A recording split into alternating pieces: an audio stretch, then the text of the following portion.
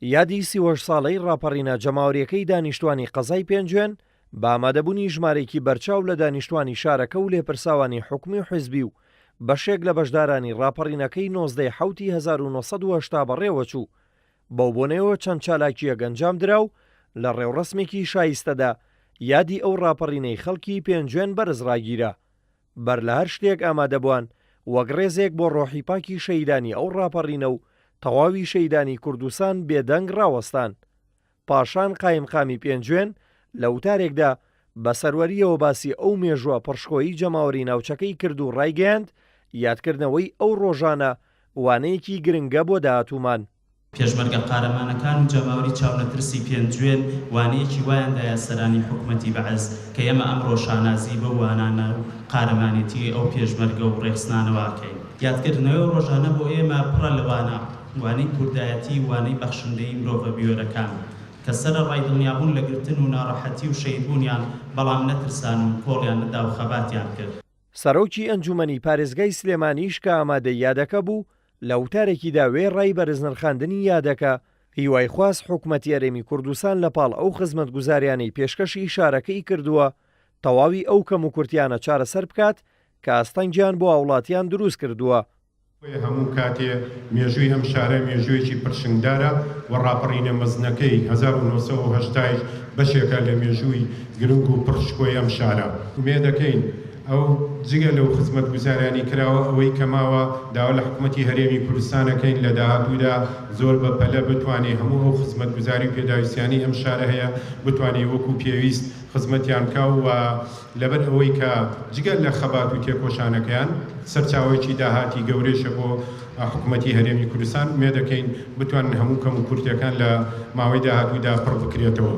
کوڕی یەکەم شەیدی ڕاپەڕینە جەماوەریەکەی پێنجوێنیش وتەیەکی پێشکەشکرد و ڕایگەیاند.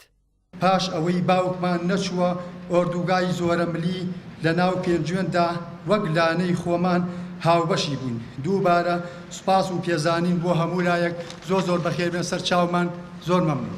لە وتاری کۆمەڵی پێشمەرگا دێرینەکانیشداوە ڕاگەیەنرا ڕێخستنەکانی یەکێتی نیشتیمانی کوردستان هەندەری سەرەکی جەماوەری پێنجوێن بوون تا ئەو ڕاپەڕینە مەزنە ئەنجام بدەن. ئەو خانەوادانەش کە گیران پاش شەڕەگەورەکەی پێنجوێن ئەوانەش هەموو کەسوکاری پێشمەرگەکانی یەکێتی نیشتیمانی کوردستان بوون لە ناو پێنجوێن. بۆیە بە شانازیەوە دەڵێن مێژووی یەکێتی نیشتیمانی کوردستان و پێنجوێن مێژووی لە یەکدا نەبراون. بۆیە شایەتی قسەکانمان لە کاتێکا تەرمی پیرۆزی شەیدی فەرماندا کاک عەبدوڵای حاجی عەزیز لە بەردەمی باوکی و جەماوەری بە شەرەفی پێنجوێن هابوو لە مزگەوتی پاشا هەر ئێمە پێشمەرگەکانی یەکێتی نیشتیمانی کوردستان دۆزەقی مەرگمان لەسەر بازگەی ڕژێمی بەعەز لە تەختای جەلالبەگ دروست کرد و ئەوەش هەر بە فەرماندەی کاک جەمالی ئەحمەدخواکەم و پێشمەرگەکانی پێنجوێن بوو. هەر لەو ڕێوڕەسمەدا وەک ڕێز و وەفا لە پای خزمەت و ماندووبوون و تێکۆشانیان خەڵاتی ڕێزێنانی مەلا عەبدوڕەحمانی گەورە بەخشایە ژمارەیەک لە تێکۆشەری دێرین و بەشدارانی ڕاپەڕینەکە و چەند کەسایەتێکی دڵسۆز و بەشێک لەوانەی خزمەتی شاری پێنجوێنیان کردووە.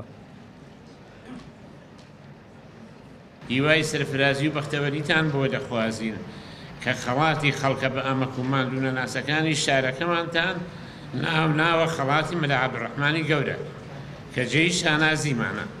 38 ساڵ لەمەوبەر و لە ڕۆژی 1970 لە دوای ئەوەی دیوانە مەجید کە پیاوێکی هەژاری شارەکە بوو لەلایەن بەعسیەکانەوە شەهید دەکرێت جەماوەری قەزای پێنجوێن لە دژی زوڵم و زۆری بەعسی فاشی بە پشتیوانی ڕێخستنەکانی یەکێتی نیشتیمانی ڕاپەڕینیان ئەنجامدا و پێشمەرگەکانی یەکێتی نیشتیمانی کوردستانیش لەو سەردەمەدا بە بەرنامەیەکی پلان بۆ داڕێژا و توانیان زیانی گەورە بە بەعسیەکان بگەێن و دەیان بەعسی بکوژن و بۆ چەندین ساعتیش تەواوی دام و دەستگاکانی بەعس لە قەزای پێنجوێن کۆنتڕۆڵ بکەن. دلێر کەمال کورسە نیوز پێنجوێن.